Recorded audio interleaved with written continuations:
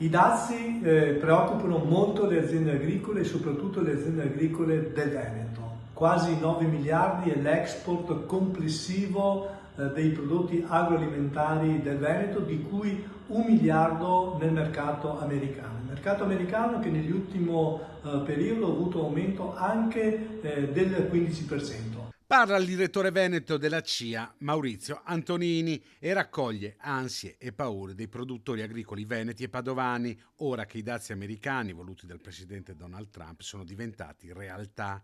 Un partner importante, quello a stelle e strisce per i nostri agricoltori.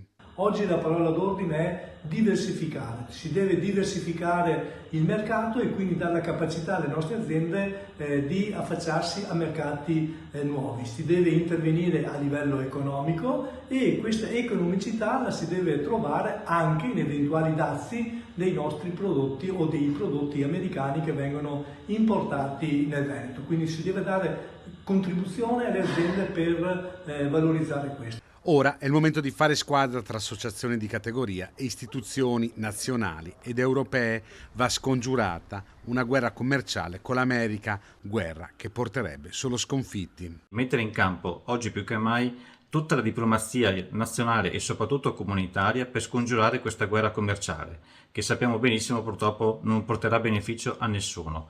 Abbiamo bisogno invece di sistemi economici aperti, garantiti, basati sulla reciprocità e sulla possibilità di consentire ai nostri imprenditori di continuare a esportare i prodotti del bel paese e a evitare anche che fenomeni di Italian sounding vadano ulteriormente ad aggravare la situazione già pesante.